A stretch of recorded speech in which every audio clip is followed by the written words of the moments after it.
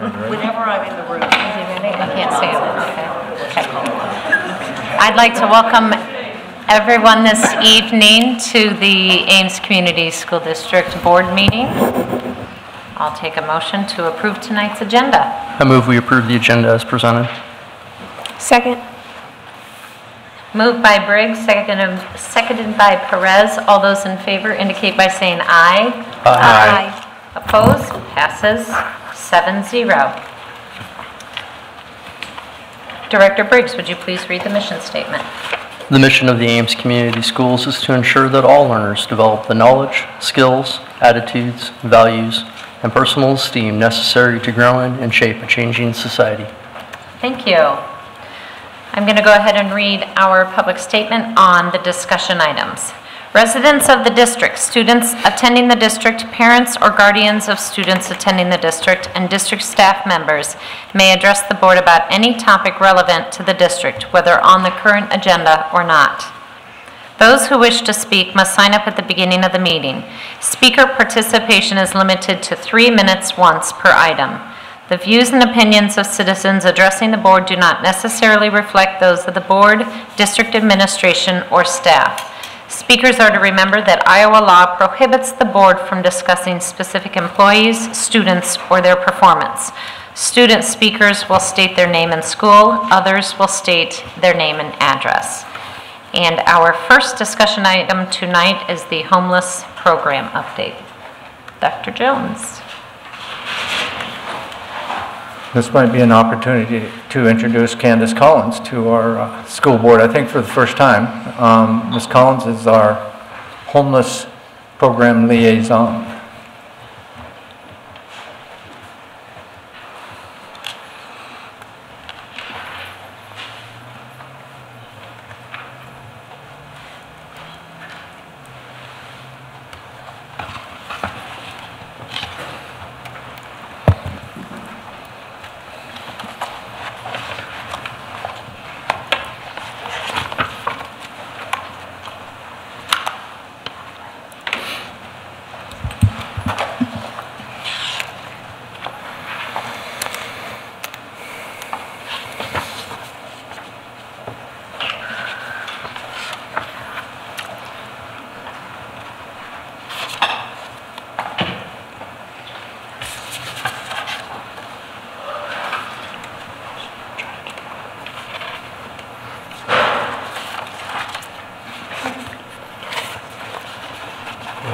Good evening. Good evening. Hello. I'm Anthony Jones, the Director of Student Support Services. And I'm very glad that Carl is here.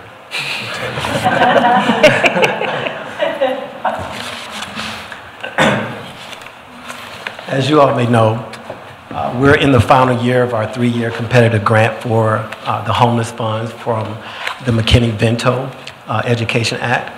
And these are federal dollars that flow through the Iowa Department of Education. They are used to fund a portion of our full-time homeless liaison for our school district.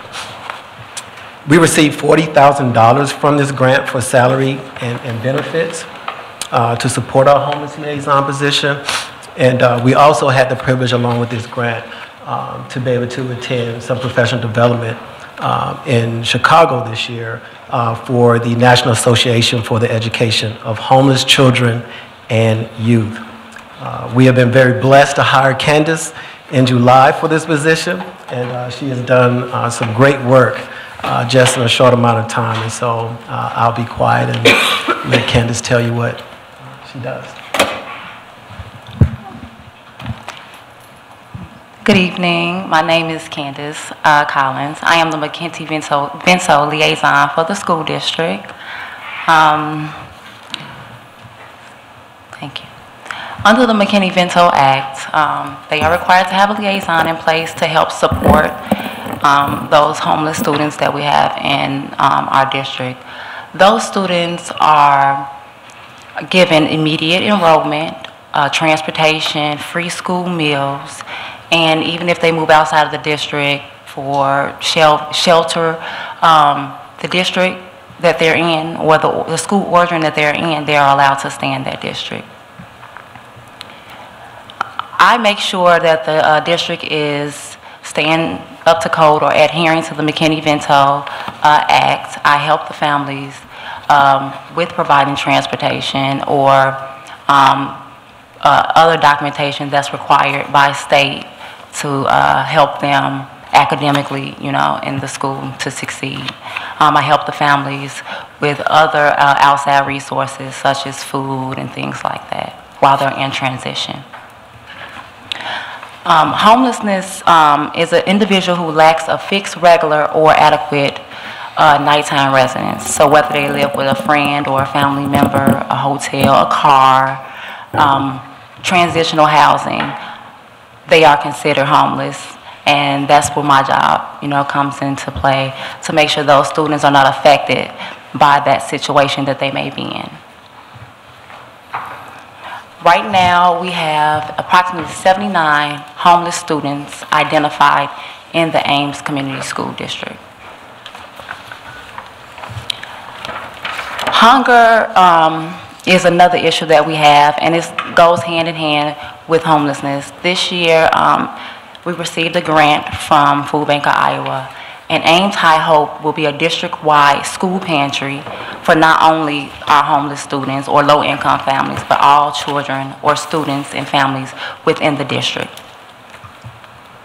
Along with the Food Bank of Iowa, we also have a number of community and personal donors, churches and other organizations that also donate and help and give things to our pantry. We have also recently partnered with Come and Go Market for the food rescue program. Right now we have 2 pantries at the middle school and at the high school. Student Services provides a free backpack program for just the middle school and the high school. On Friday, we provide bags for a little bit over 60 students in between the middle school and the high school. The Food Bank of Iowa, however, feeds up to 110 students, I believe, on Fridays throughout the 5 elementary schools, the K through 5th program. The grant was for $2,700 to help us get the pantry up and running. They also gave us additional $900 for refrigeration and $200 for shelving. Any questions or?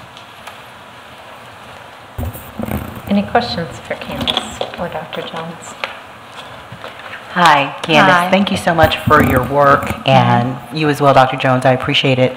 Can you give us a sense of where these 79 students are located in the district? Like, are they, like, what schools might they be at? Are they at all schools, mostly in the high school?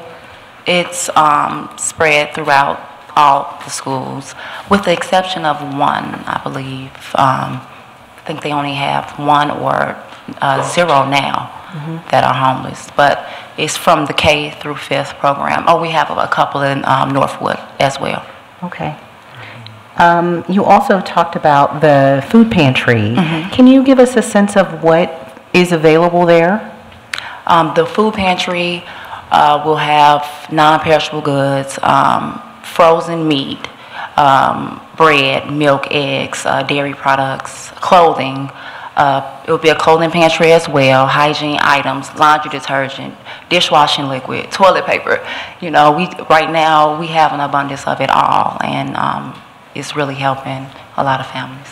And up until this point, it was only non-perishable items along with clothing, just like Candace mentioned, but because of the $2,700 that we received this year, we were able to purchase 2 refrigerators and a freezer to be able to provide meat products and food that would typically go in the refrigerator.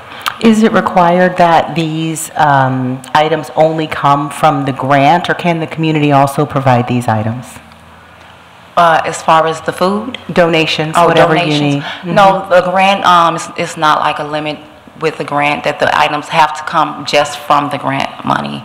Like I said, churches, other personal donors, a lot of organizations, Delta Gamma, Theta, they did a hygiene drive for us, and they provided an abundance of things for us. So it's not just through the food bank. The food bank gives us the funds to provide a place, a school-based place, that's the wording, for the pantry.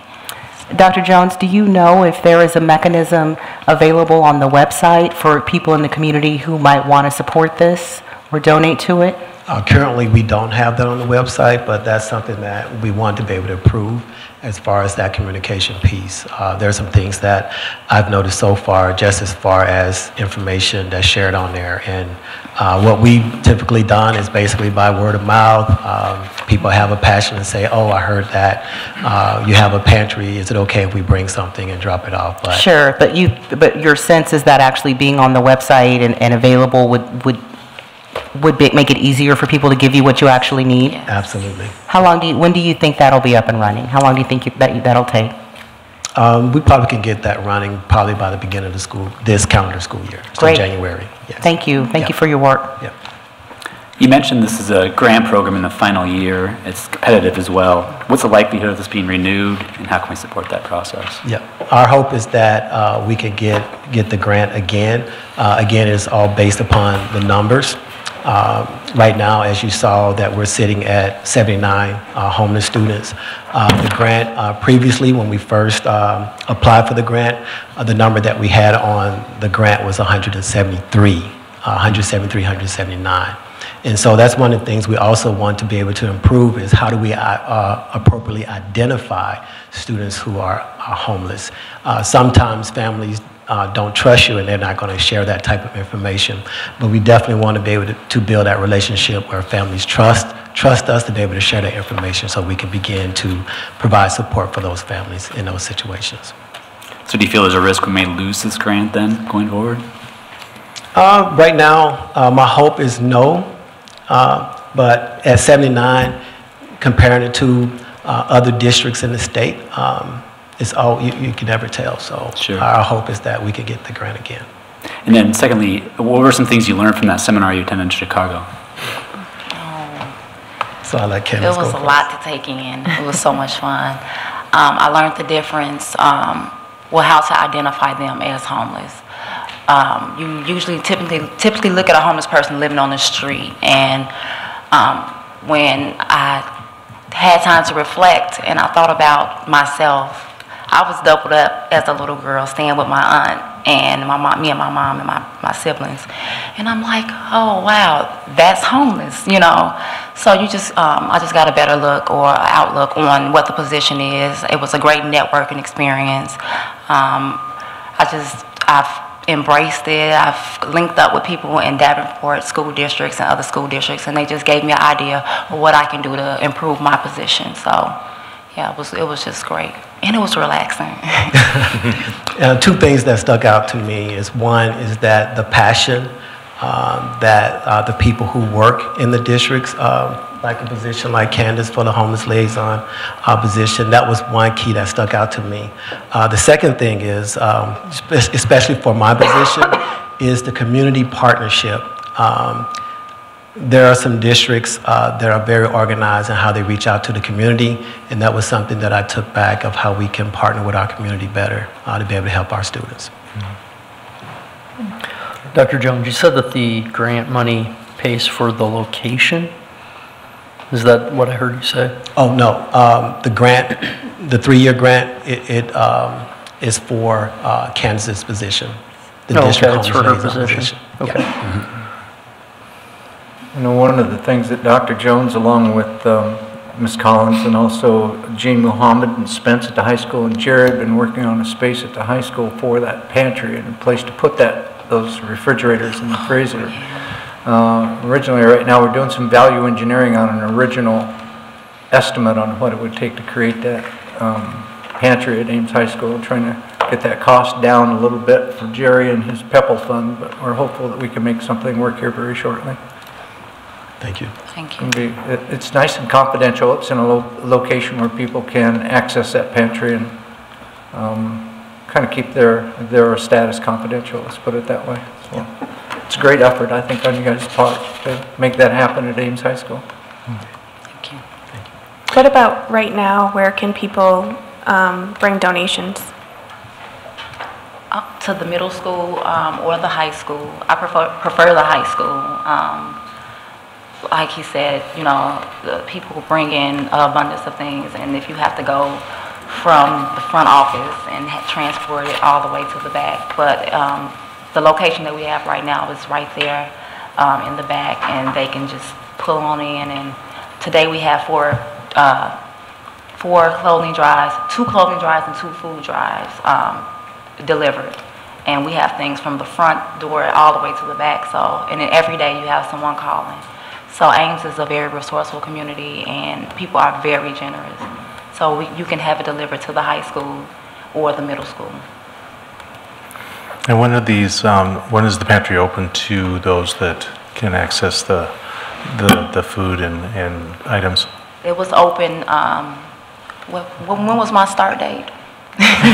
No, but yeah, the hours. I don't have hours because of the location, you know. But I do. I've been handing out pamphlets and things like that for appointments, and most of them like to come after school hours. Okay. So more than likely, once we get a consistent schedule, it will be probably in the evenings after school is out, or Saturday mornings. I was thinking something along that line. Okay. Well, thank you for your work with these students and their families. I know it's very valuable for our staff, and certainly very valuable for those kids and helping to support them. So we appreciate your support of them and your desire to continue to reach out to the community to identify ways that we can find ways for our community to support them. So thank you both for your work. Appreciate it. Thank you. Thank you for your time. And Dr. Jones, before you start, we'll allow for public comments. I know you're back-to-back discussion items. Thank you. You can go ahead and go. Are there any questions or public comments on the homeless program update? Come on up. Oh, come on up to the mic. We're very official. You get to come up, state your name and your school, and give us your question or comment. Okay, my name is Ashley Nuthers. I'm a senior at Ames High. I was just wondering how you get involved with that organization. Okay, so Ashley, because I think it's your first time here. Yep. So how this process works, and this is an awesome learning opportunity. So during our public time, you come and give your questions or comments, and then go back to your seat, and then we'll provide an opportunity later in the meeting for staff, or a lot of times staff will reach out to you. Okay. So thank you for that question. We appreciate hearing from our public that's in attendance. Any other questions or comments? Seeing none, we will go ahead and go on to item 4, the potential grant with the Boys and Girls Club. One of the best parts about this position is that I do get the opportunity to connect with a lot of people in the community. And so I have the opportunity to bring up Erica. Erica is the CEO of the Boys and Girls Club here in Ames. And so I invited her to speak about the 21st Century Grant, Community Learning Center grant. And so, Erica Peterson. That's great. Thank you, Dr. Jones. Thank you very much to all of you for hosting me this evening. I'm Erica Peterson. I'm the CEO of the Boys and Girls Club here in town. I've been in this position for a little over, almost 4 years. In February, it'll be 4 years. Our club has been serving youth in our community for over 50 years, and we really target the children who need us the most. That definition is intentionally very broad, so we can capture and focus on the kids whoever might need us, whether it's the student who's enrolled in free and reduced lunch, whether it is a student who might be a part of a racial minority, whether it is a middle school student who's having some social issues or just wants to hang out with some friends, whether it is a high school student who is in need of some additional guidance or some additional programming. That's what we're here for. Our focus is youth development programs, and we have 3 pillars that we very much focus on: academic success, I'll repeat that one, academic success, healthy lifestyles, and character and citizenship development. So all of our outcomes, all of the programs that we offer are all geared towards that. We are a facility-based program, which kind of sets us apart from other youth development programs in that we always do it at a fixed facility. Our 12,000 square foot facility is right next to the new Aldi's. We've been there longer, but that's how people know us. We're right next to Aldi's. But really what I'm here tonight, I wanted to give you a little snapshot as far as who we are and what we do, but I want to talk to you about this amazing grant opportunity that is before us right now. The Iowa Department of Education issues 21st Century Community Learning Center grants every year to school districts or to community agencies who are working to towards very specific academic goals within their district. The minimum qualification is that the schools or the students that you work with have to be in a school whose free and reduced lunch rate is 40% or higher. And within our district, that would be Meeker and Mitchell. And consistently, those two schools have been at that 40% or higher. So automatically, those two schools qualify for this grant. As the Boys and Girls Club, we've chosen to apply for this grant for a couple of reasons. One, most of the students that we serve, the plurality of our membership comes from those two schools. So already we're poised to be able to serve these children well. By the way, we serve kids K-12, and we serve students throughout the district. And during the school year, about 95% of our membership are Ames school students. And then in the summer, we get a lot of other kids from throughout the county. Just a little snapshot on that. So going back to how we're poised for this grant, some of the other portions of the grant, besides the academic success, it's building in partnerships. It's meant to be a community center, learning center. So required partnerships are the school district, a community agency, for the parent component, especially working with the local community college, so in this case DMAC, and then other community partners who can help to support whatever the academic goals are that that program is working towards. This afternoon I met with Dr. Jones to kind of review the needs assessment that we've pulled together, and most of the information that I've pulled together is all from our public data. So it's either from the Iowa Department of Education or it's from the Iowa report card. And some of the big portion of the grant is identifying what are those critical needs and how can our agency help to address those needs. What I saw, especially with the Iowa report card, is Ames schools are doing phenomenally well, which is really awesome. But within that, at those two schools, there's a significant achievement gap for students who are either African American or Hispanic. And then there's also an achievement gap for students who are enrolled in free and reduced lunch. And so those are the areas that really stood out. And because, again, I'd mentioned we really focus on the kids who need us the most, we're already serving a lot of these children. And every year, between 60 and 80% of the students we serve are enrolled in free and reduced lunch. So we're serving that portion of the population. Our overall annual enrollment, 55% are minorities.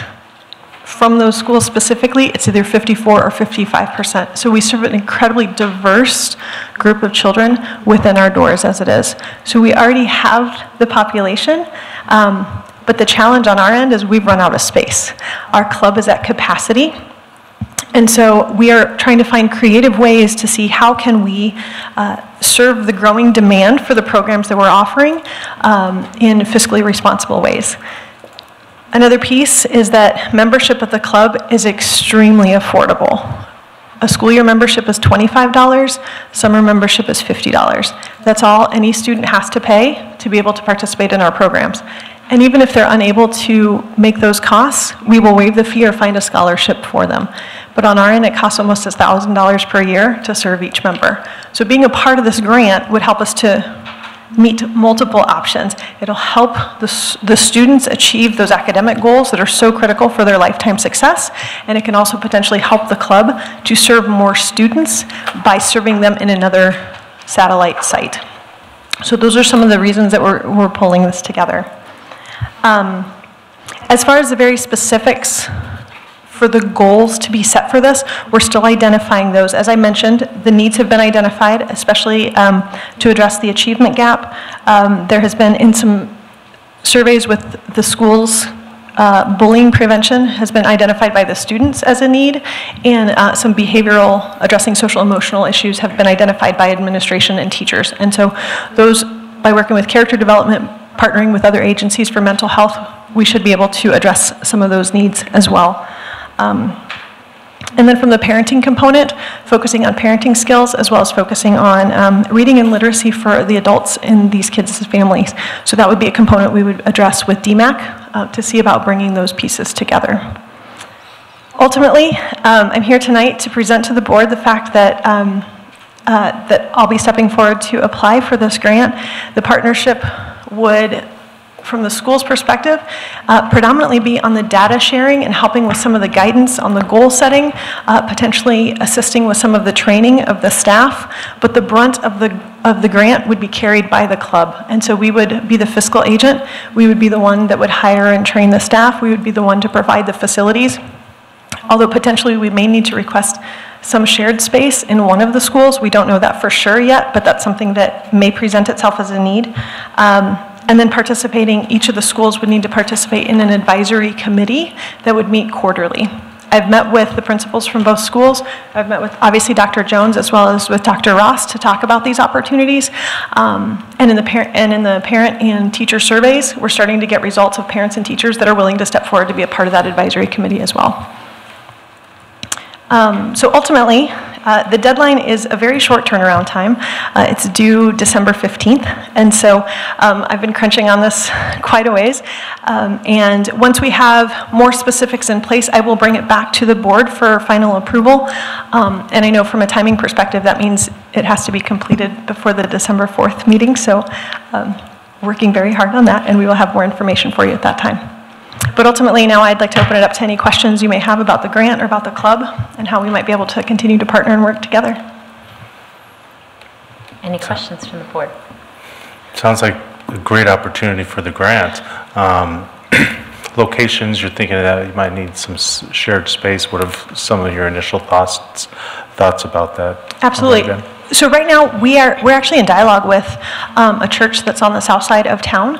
They have some dedicated space that they would love to open up and allow us to use after school. It is ideally located to serve the students from Mitchell School, but it'd be quite a drive for the kids from Meeker. And so originally, the idea would be we would have, because of our crowding at our current club, we would actually move our Mitchell and Edwards students to this church facility for the club programming, and we would serve all the other elementary schools as well as the middle school and high school at our current club. However, as I dig into this grant a little bit more, they're extremely, extremely specific as far as which kids are served by that grant money. So it would almost be easier to have Mitchell and Meeker kids separate altogether. So either put them together in one location, or maybe we serve Meeker kids in Meeker School or in a location near Meeker and Mitchell kids in this other church location. So that's ultimately what we're coming to. Now, that's brand new information. That's just something that has come up as we're looking at this saying, whoa, okay, how would that work? Space-wise, the church could accommodate both Mitchell and Meeker students. That wouldn't be an issue. Just for transportation for parents from Meeker to that location could be a challenge, especially for the family events and those sort of things. And so, so that's a part that, again, I don't know for sure. It's new information, trying to kind of fit all those pieces together. A lot of the money funds through the Department of Education federally and then is distributed by the states. And Boys and Girls Clubs across the nations receive these grants because we're doing this program. It's meant to fund out-of-school time programs to help with academic success. And so it's what we do. There's also a lot of schools or a lot of clubs that are actually built into schools or onto schools or are serving children through the schools' buildings themselves as a way of, I guess, co-opting and really working towards those same academic goals. Because again, school time is so precious. Kids are getting pulled out left and right for all sorts of things. And the club is already there. We're there to help with doing the homework, tutoring, high-yield learning activities, fitness. We provide a meal and a snack every day, all included as a part of their membership, really to make sure that they have all the skills necessary to be able to be successful. So I would love to just, and I even told Dr. Jones this afternoon, no matter the outcome of this grant, I am so excited to be able to partner with the school to help the students to be as successful as possible. And we're right here to help as best we can, so. I'm grateful for the opportunity because I'm aware of Groves Academy, their partnership that they have with the Boys and Girls Club in Minnesota with their reading achievement, and they've been very successful. I know it's early on. Do you have an idea of like programming? What are you thinking? Tutoring? For the programs? Absolutely. Yeah. So already the programs that we're offering, and we would continue to offer these and just go more in depth. Daily we offer homework assistance and tutoring. In the summers we provide literacy programming. We provide, and we provide some during the school year as well. We also provide a financial literacy program for our kids in the summer and during the school year. So those would be just some of the academic components that we would be providing. A part of the grant is fitness components. We're doing that every single day. We have both large group activities as well as individual fitness activities that we're doing at the club. Taekwondo, dodgeball, basketball, you name it. They play it at the gym. So we would be doing that. Another requirement is the minimum a daily snack. We're providing a meal and a snack every single day. And then additionally is there has to be a family or a parent component focused on parent learning or giving them what they need to be able to help and support their kids. We're already doing quarterly family nights, and so we're geared, our parents and our families understand that this is something that we do, and we try to make sure to bring in some sort of educational piece to that. Obviously, it needs to be fun, and we always provide food, but those aspects to help to enrich the family life would be a part of it as well. As far as partnerships go, DMAC, I will probably be talking with Raising Readers. We already have a great partnership with them to help potentially with the parent component as well as some of the other components. We've got an excellent program with our police department already. We work very closely with them, especially on building character and building a strong relationship between the police department as well and the youth in our community. So those are just to name a few, but we'll see what others we might be able to incorporate. How long are the children at the Boys and Club, like after school? How long are they there? We're open until 7 p.m. Okay. And so most of our younger kids are picked up probably by 6:30, and we're looking to extend our hours for our teens until later because so often they're involved in a lot of activities. They'll show up at 6:15, 6:30. They're like, oh, club's closing in half an hour, and they want to come and hang out. So we're looking at expanding that. In the summer, we're open from 8 until 5:30.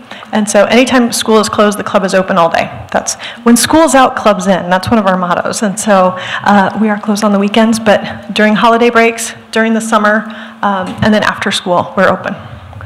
Thank you. Yeah, thank you.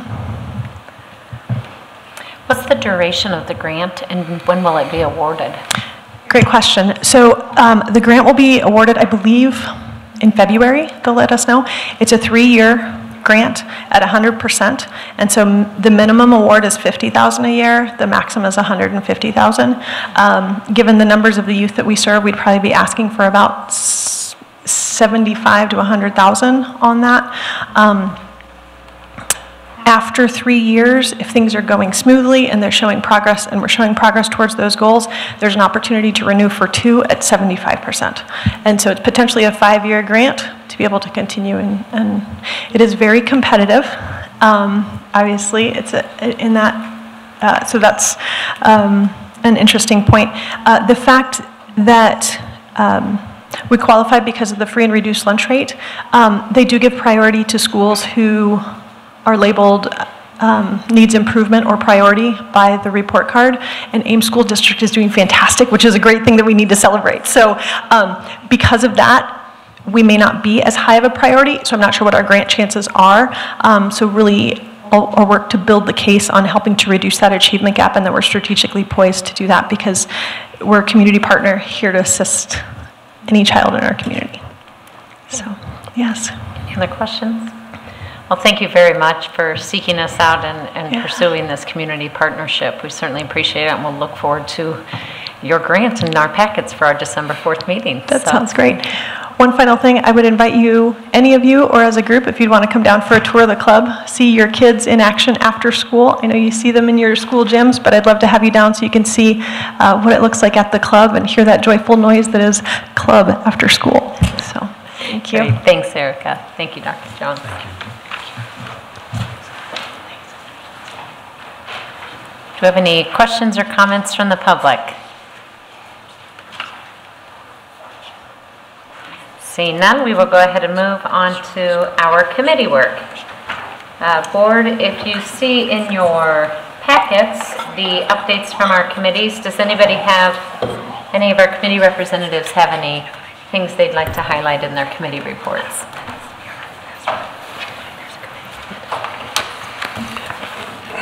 The one thing I would point out is in front of the board we actually placed some materials relative to interviews that we'll be holding with the entire board next Monday for the construction management services for the high school project.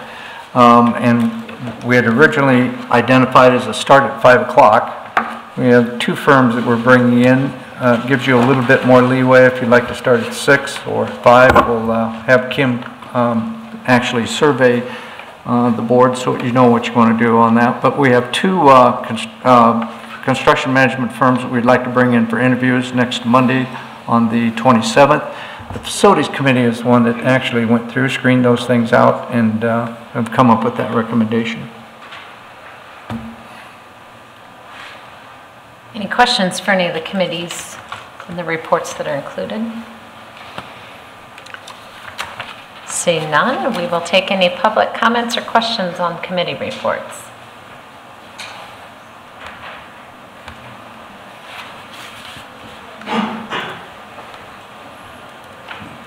Hello, I'm Gail Seiler. I live at 420 Briarwood Place. I just wanted to make a comment that we had been trying to be involved in the committees, but we missed this teaching and learning committee meeting. I didn't know it happened until I just looked at the board agenda for tonight the other day. So I know this has been discussed before, but is there any way that it can be easier for community members to know about committee meetings?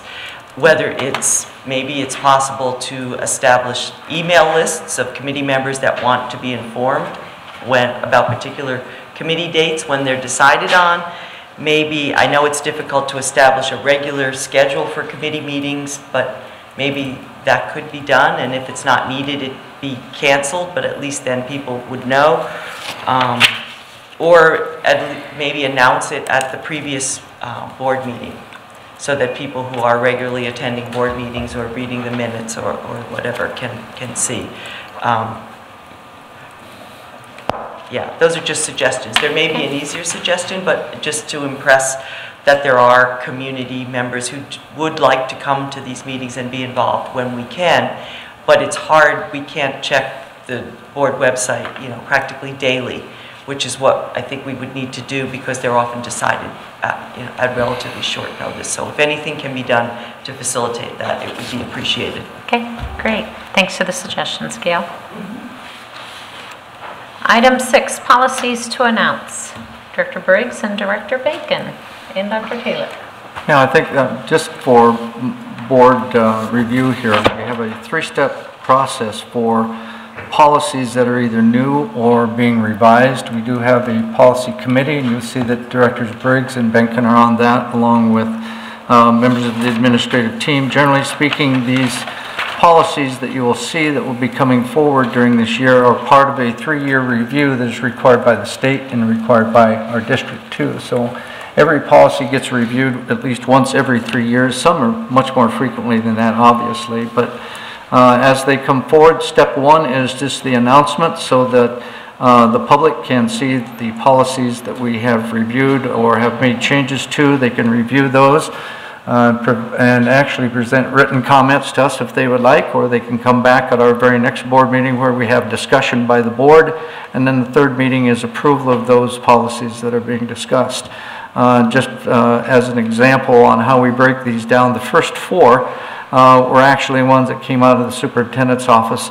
You'll see the others are coming primarily out of Chris and the business office because we're getting into such things as travel compensation and bidding requirements. So when the policy committee meets, administrators who are responsible for updating policies will come in and present. There's generally lots of really very nice discussion that took, just like last time. I think at our last meeting between Monique and Rodney, we had some very good discussion on some of these particular policies, but I'll turn it over to them. I just wanted to update the rest of the board on what the process is. So we just had some minor language changes to the first one listed there. Just clarify some things within the policy. Nothing major changed. Under board committees, we had a complete restructuring of one committee, and that being the Diversity Committee being renamed the Equity Committee, and the statement of what is expected there. We wanted that one to read in such a way that it showed the diversity that we were trying to have in the equity across the board of membership. Beyond that, we had minor changes to some more of these policies, relatively nothing major until you got down to the ones on bidding and purchasing. And those are driven primarily due to federal regulation, vetted and given to us through our legal channels. The last two policies had no changes. I was kind of curious on the board committees, the rationale behind the board member co-chairing with a staff member. Historically, we've had just staff members run the meeting. I was just curious your thoughts as to that discussion. I think it goes towards identifying the ownership of the committee with regards to the board. All committees are board committees, and in that regard, we do have a responsibility as to the content of those meetings. I know it's never been identified in the policies before or in the committee structure, but we felt it did give more formal ownership to the board with regards to the mission and goal of equity and diversity. Can I add something to that? By all means. So this was my first meeting, and I was surprised to find out that board committees weren't chaired by board members. I was shocked. I think that's the expectation in the community, that we are accountable and responsible for these things, particularly when we're dealing with something as important as equity initiatives. And so it was an opportunity, as we were really forming this brand new committee, to what we hoped we were doing was really modeling equity, modeling what the journey that we're all going to go on would really look like. And that involves ownership and accountability really from all the players. And so it wasn't necessarily that we were changing anything, but as Director Briggs let me know, we were really just codifying the practice that was already in existence. Because certainly the buck will not stop at the staff member that's assigned to the committee. And I was so grateful that Chris Stensland was there and other people were there to explain to us that staff traditionally had been chairing these committees because there are legal requirements to the meetings that we hold, and so the staff was responsible for taking the minutes and publishing the notices and the minutes and all that kind of stuff, whereas we might drop that ball.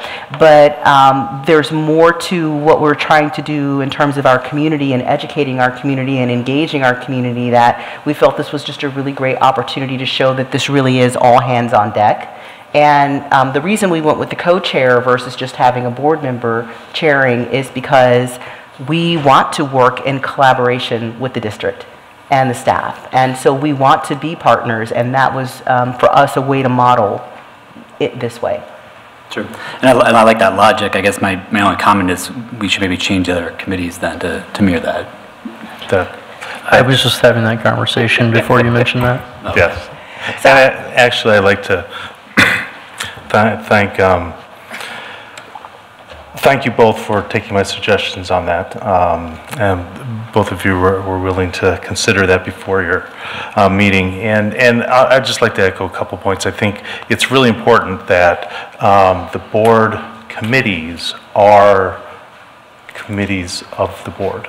And just like our board president, vice president, work with the superintendent every 2 weeks to develop an agenda, that same type of work should be done with board members that serve on the committees and the various staff members that work with that particular committee.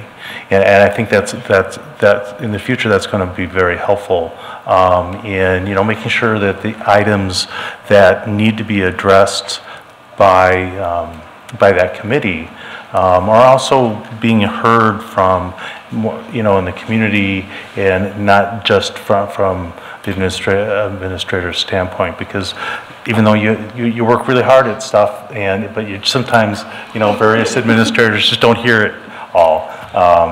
And that's okay. You can't be expected to hear everything.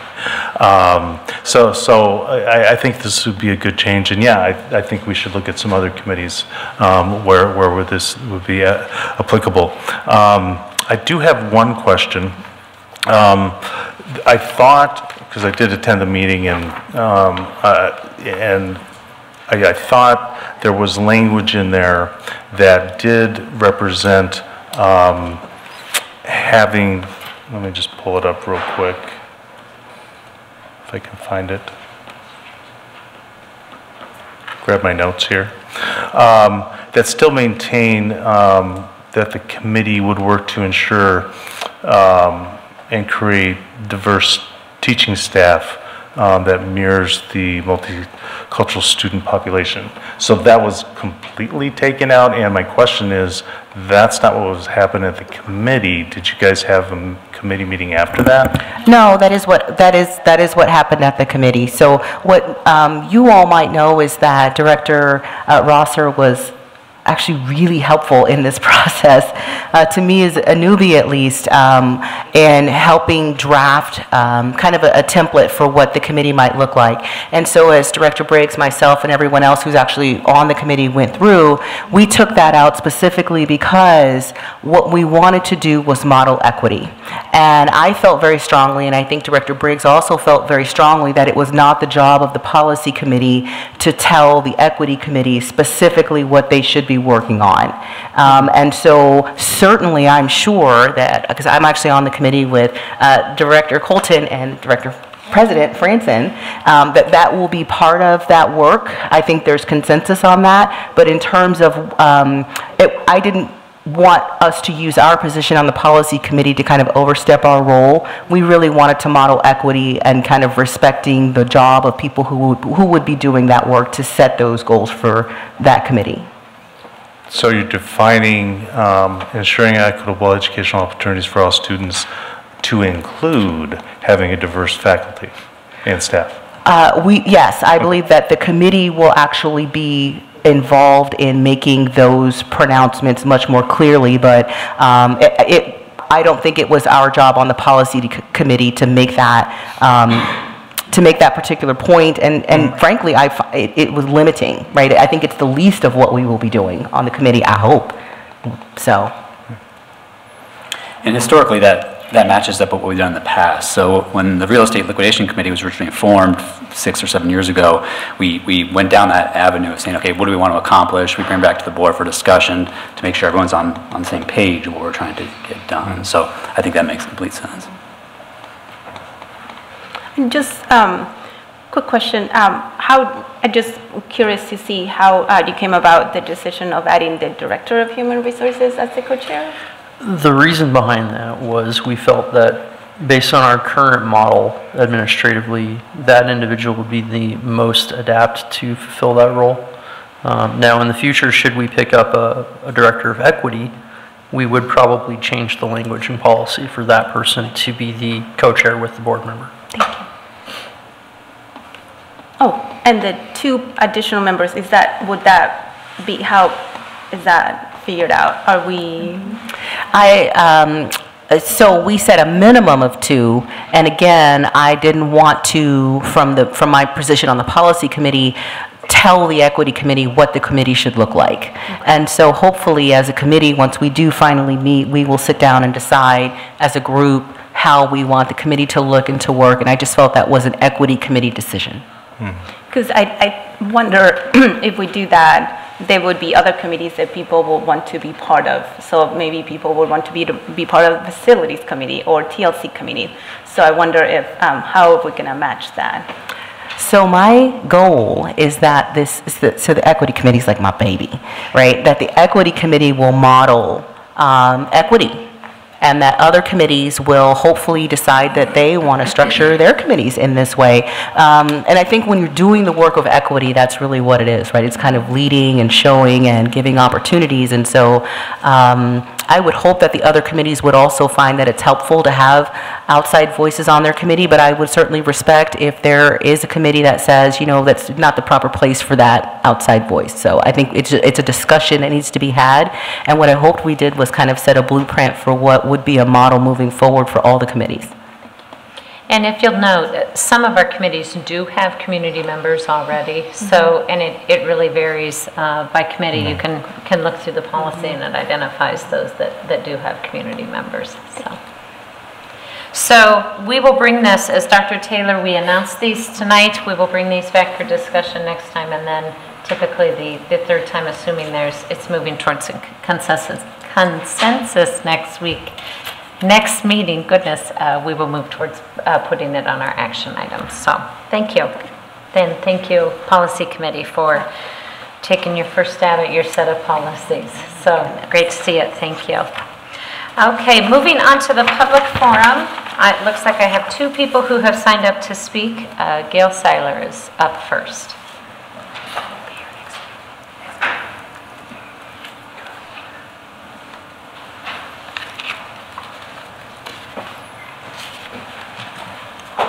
Hello, Gail Seiler, 420 Briarwood Place. What? Yeah, I can't hear you. It's not working? I can't hear you. It's on. Hello. That's it? Just treat it like an ice cream cone. Okay. I probably don't need it. I can use my teacher voice.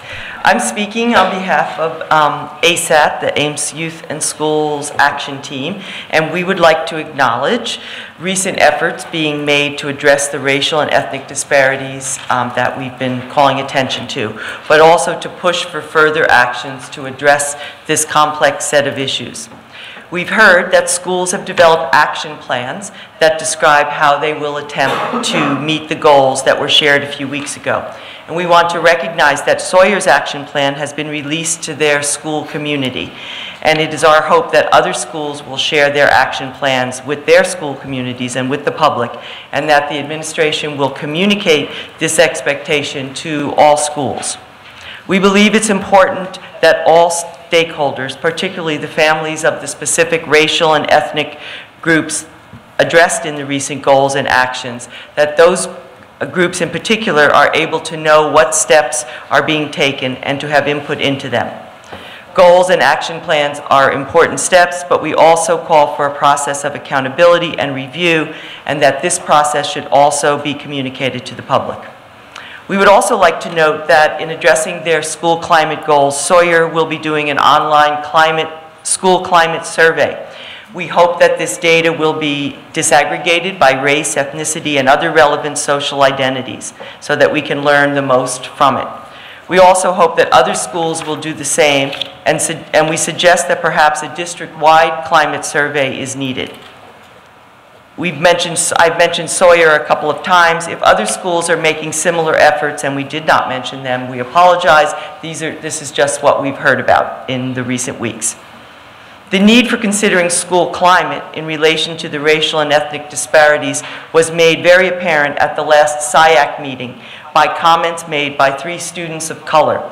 They spoke about the experiences of students of color in schools and how they can negatively impact motivation and learning.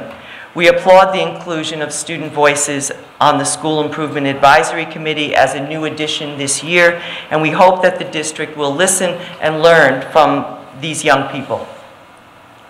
We've also been requesting that the district look into how students are selected for and assigned to various advanced tracks, courses, and programs, such as the ELP and the science tracks in the high school, among others, because significant racial and ethnic disparities exist in these kinds of learning opportunities. We recently learned that new tests will be administered that will hopefully better measure student aptitude across linguistic and cultural differences. This is an important step in eliminating the ways that racial and other biases may be shutting students of color out of these advanced learning opportunities, and that's a good thing. We ask that the district not stop there, but that they also examine the entire process of student selection and assignment to these various tracks and courses. And most importantly, that they hear from students and families of color in how this system has, in many cases, worked against them up to this time. We recognize the complexity of the issues around racial and ethnic disparities that exist. This brief listing of new and needed actions attests to that complexity. Coordinating this complicated set of assessments, data collection and analysis, community input, actions, goals, and outcomes is not a job that can be done by SIAC or by the teaching and learning community or even the new equity committee or current staff at any level. This is why we think it makes sense to establish a new position in the district, as other districts have done, a position of an equity officer or some other name, who is tasked with overseeing this whole process and developing a strategic plan to do so. We hope that you will seriously consider this idea. We wanted to acknowledge the steps that are being taken and to thank you for them, but to put in plugs for steps that go further, including this last one. Thank you. Thank you, Gail. Thomas Andre, come on up. Thank you. I'm Thomas Andre. I live at 225 Wildflower Drive. I just wanted to support the things that Gail said and also to also thank the district for beginning to pay attention to racial disparities and school climate. I think those are important steps that need to be continued and strengthened. And then again, because I brought the issue of disparities in discipline to the board, I wanted to also make sure that concern about disparities in discipline is part of this overall effort. And just as an example, I looked on the U.S. Department of Education website, and there's a whole section on school climate and discipline. And that includes resources that districts can take advantage of. Some of it is dated, some of it isn't dated. So I think that there are resources out there, and I just don't want discipline to get lost in this issue. So thank you for listening to me. Great, thank you.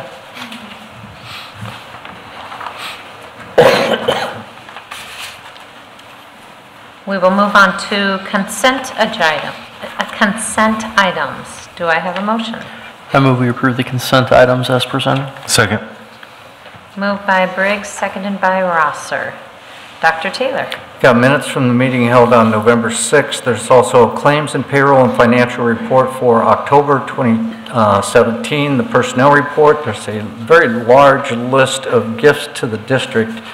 Some of them are of interest to our first and second actual items on tonight's agenda, which dealt with the homeless program and the food pantry. But there's $10,000 worth of STEM materials and one free professional development day for all staff from the state of Iowa and Science Center of Iowa to Mitchell School. Cash in the amount of $363 from Highview West to Sawyer School and $566 from Highview East to the Northwood Preschool Center. There's food from the Calvary United Methodist Church and cash in the amount of $180 from Cornerstone Church for the middle school, high school pantries, and that also helps with the weekend food bags. There's also cash in the amount of $100 from Judah Ray Obrecht for the homeless program and cash in the amount of $75 from Beta Sigma Phi for the homeless program.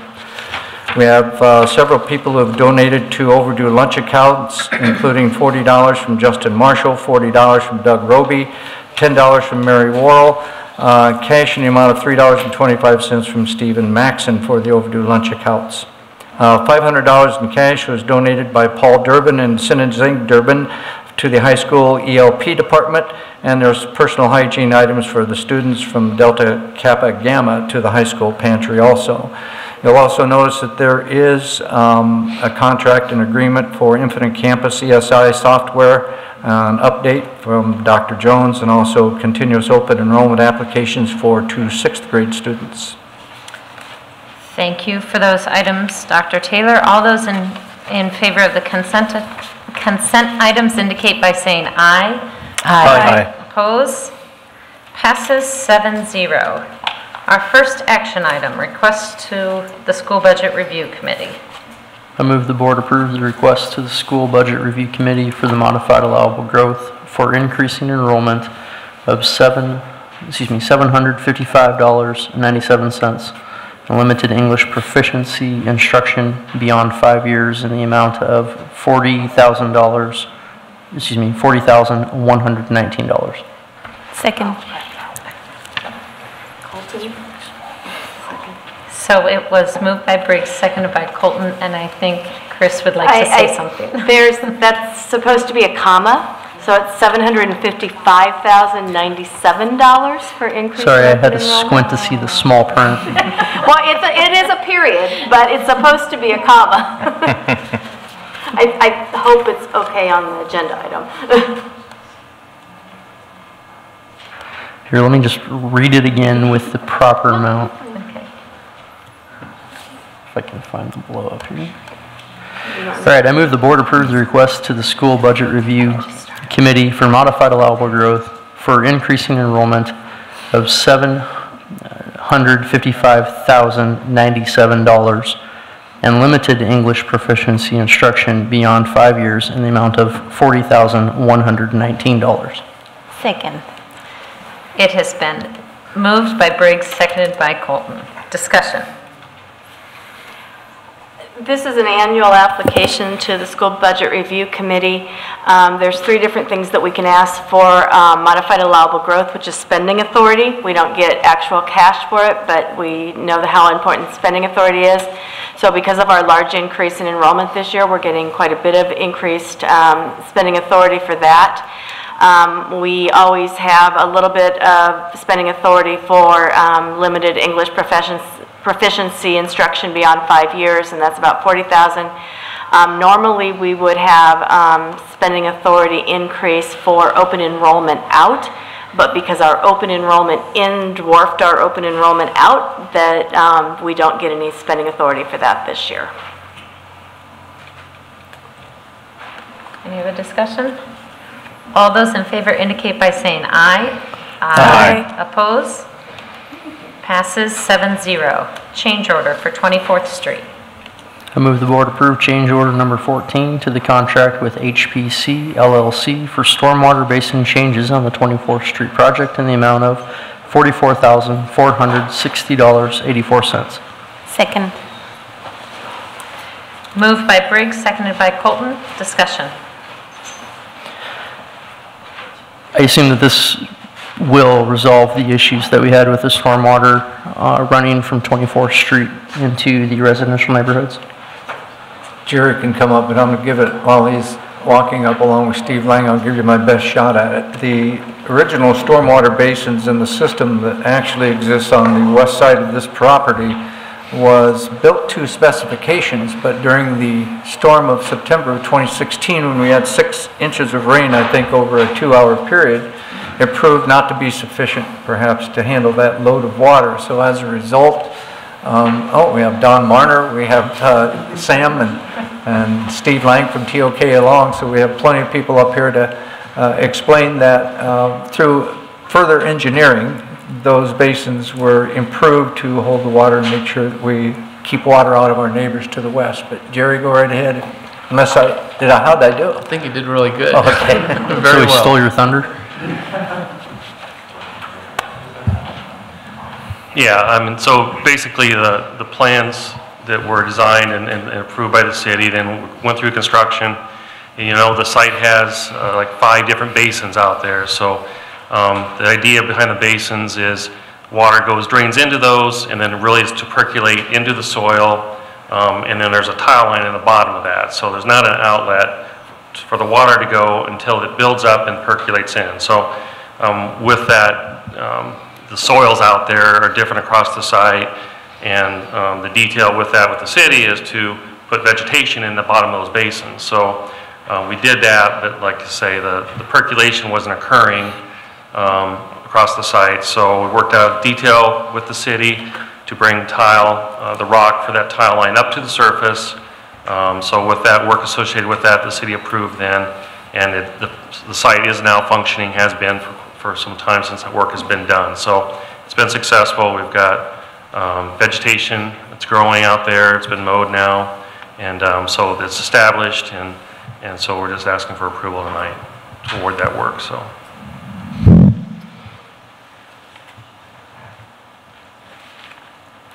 Questions? All right, go ahead and vote. All those in favor indicate by No, saying... no, I had a question. Oh, I'm sorry. I don't know what's going on with this one. I think that's my question. So this was a couple of months ago before I was elected. I remember there was a gentleman who came who was at, I think, near Fellows, who talked about his basement flooded when it rained because of the work. Is this designed to address that issue? Is that what this is? This is a change order on the 24th Street project. So Fellows is a different project in a different location. So is that the next, so no. So this isn't going to fix that. So Right. we're still flooding people at Fellows? No, that's not correct. Okay. Where is this then? What is? This is on this site. So the drainage basin on the west side in the south corner. So that's just for this building here is what we're dealing with? Okay, all right. So these drainage basins are actually a site basis or base type of feature. And so it's managed, or it's a basin that the city requires us to do for stormwater management. So when it rains, the water collects in the basement or in this basin, and then it kind of holds it back or detains it for a while. It allows it to drain into the stormwater system at a measured rate over time. That way then we don't get a whole deluge that goes and fills up the river basin and then floods the riverway downstream. And does that help? Yeah, I guess I thought I heard you say we were doing this so that we wouldn't flood our neighbors to the west, I guess I thought you said, but you Pretty meant much metaphorically. Every little bit helps to be able to reduce the amount of water that accumulates downstream. Sure, of the site. But yeah. for this one here, this has to do with addressing these structures here on this particular site. Okay. Making sure that they're going to function correctly. And so that's just for this property here? Yes, ma'am. And are we doing something similar for the other properties, or? Yes, not really similar, but something else. We are addressing the issue. Fair enough. To be able to correct problems at other places. All right, thank you. Fellows. I wasn't clear. Thank you. So when was the last time we had neighbors that flooded for this location? It was that September timeline. That was September 2016. September 20, yeah. Okay. last A year September, ago. Yes. And in talking with those neighbors, they say there's a big change. Okay. So they've been through storms and said it's a lot different. So that's positive. I think we found the solution here and we're able to implement it on this one. We'll go ahead and vote. All those in favor of the change order indicate by saying aye. Aye. Oppose? Passes 7-0. Thank you for addressing those questions. And item 16, final. Move the board approve final acceptance of the work for the Edwards Elementary Play Area Improvements Project completed by Iowa Earthworks LLC in the amount of $85,439.64. Second. Moved by Rosser, seconded by Perez. Discussion.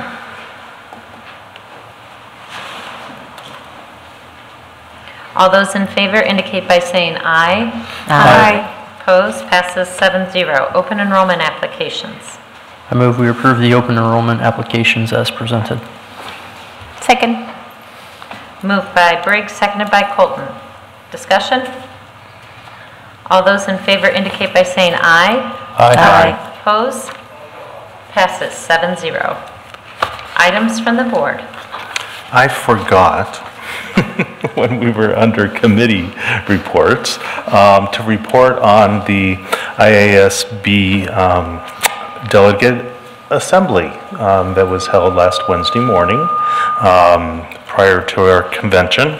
And let me just hit a couple of highlights for you.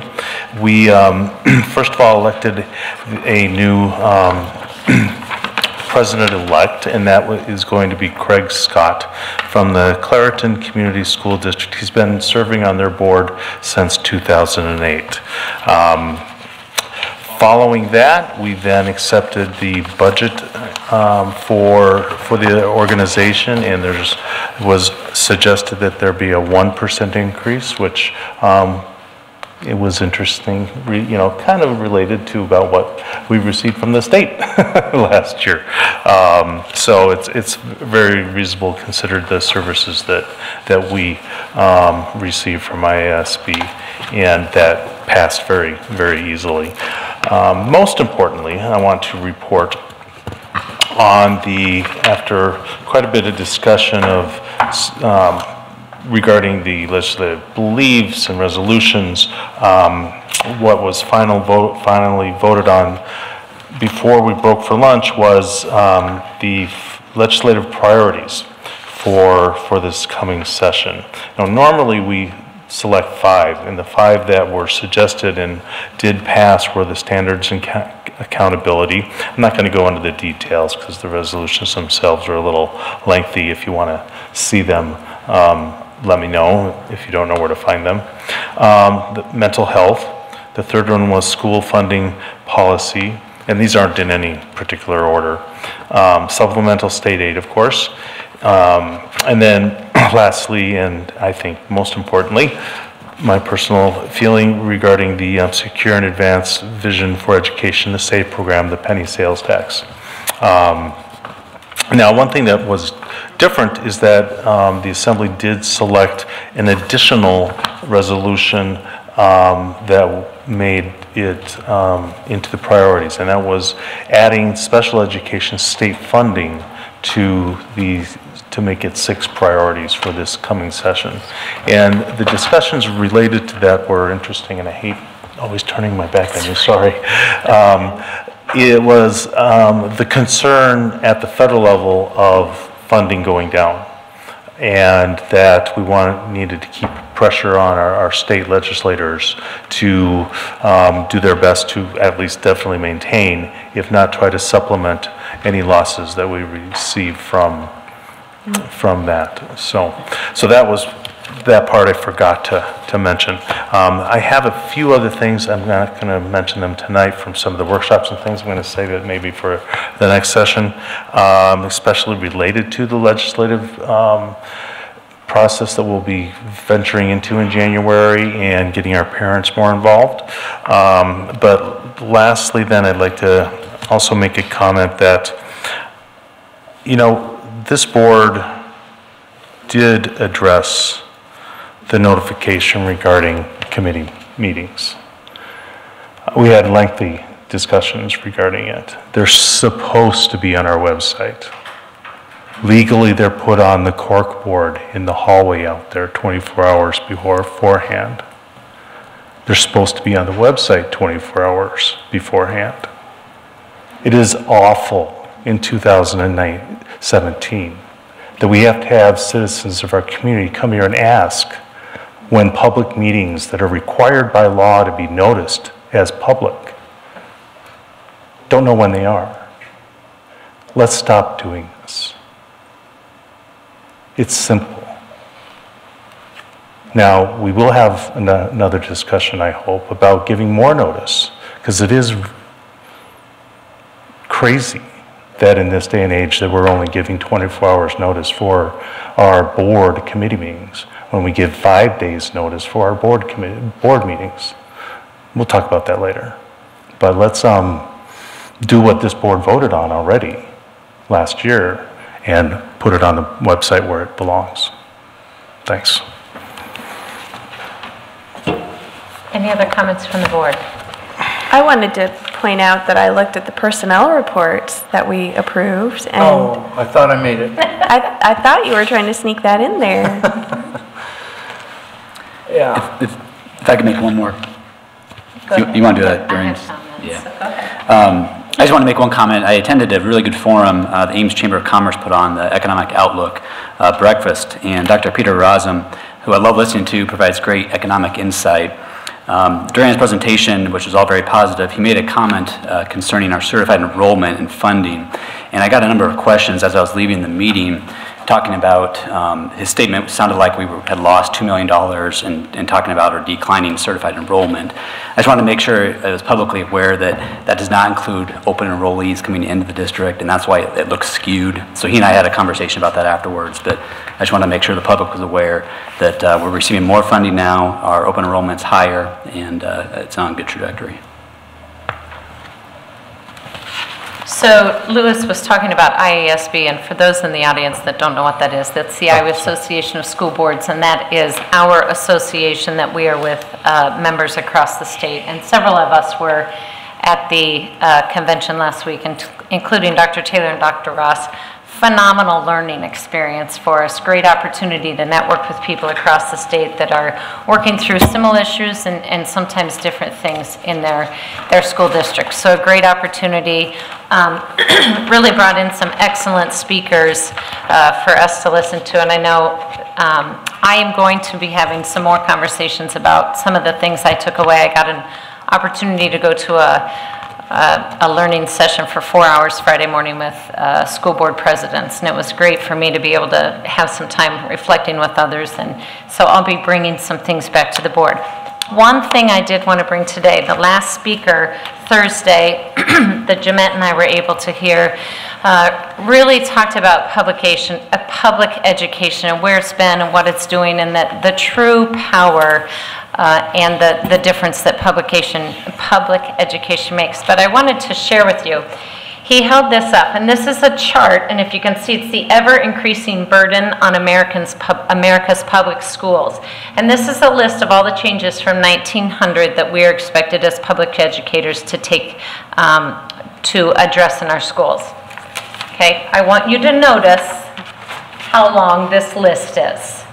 So we grabbed several copies because we know, as we have things brought to us from many different people, we know that there are so many things that we as a public school system need to address.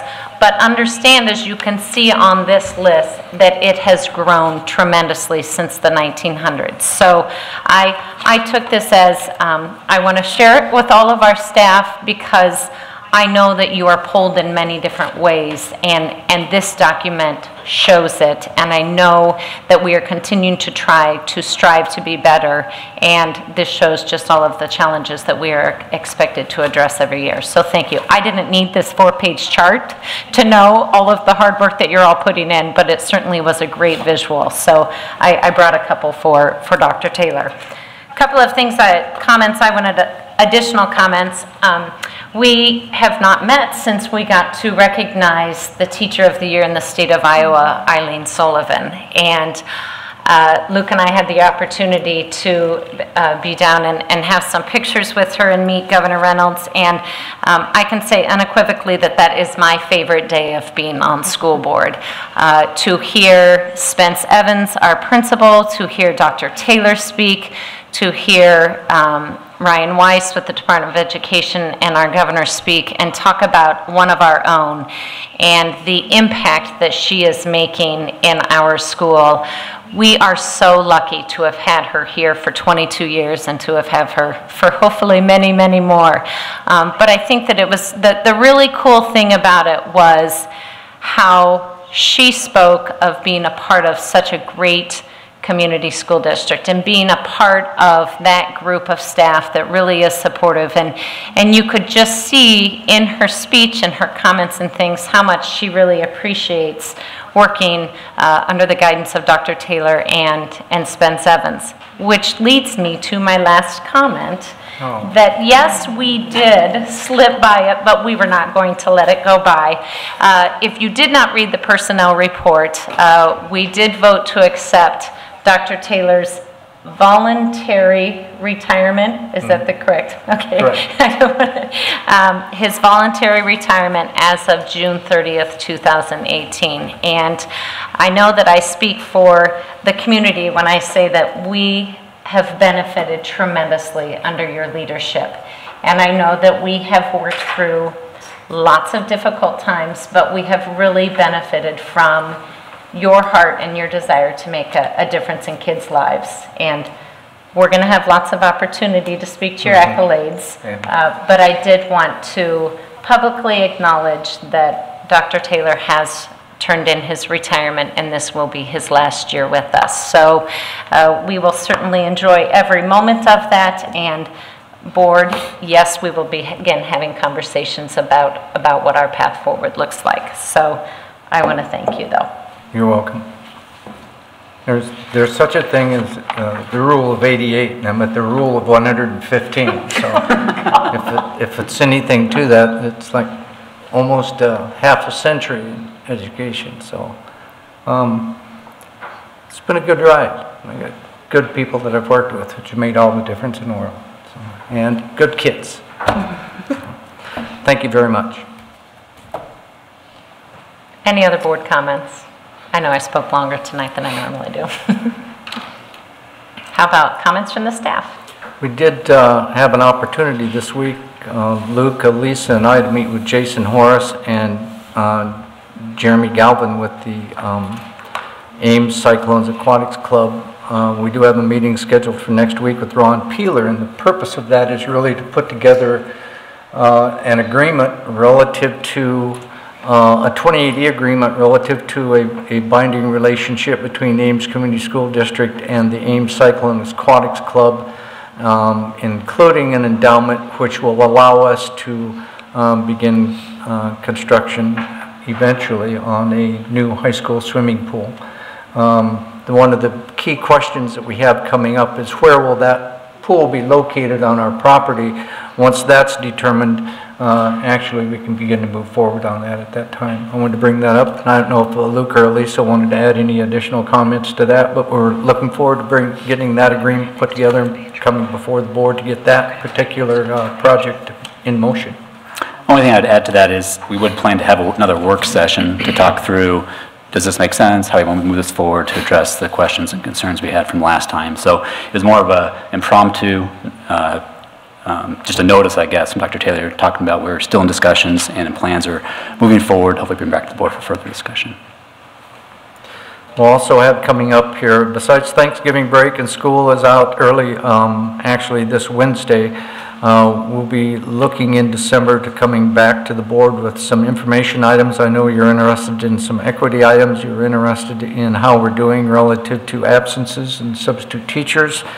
Bring some of that data back to you in December. I'm hopeful that even though the 18-19 school calendar has already been approved by the board, we'll bring that back for additional review, and also the 19-20 calendar. We try to get those out a couple of years in advance so that people can actually be doing some planning. Chris is going to be bringing forward hopefully an audit report, if not in December, by January I would feel, maybe. And also Chris is hard at work on a busing RFP. We've had several conversations, and I'll be providing some information and data. We looked at the possibility of bringing busing back into the district. And I will try and give you some information on why that may not be a wise decision after all, but we're also looking at an RFP for busing services for the next school year, which I think is going to be important.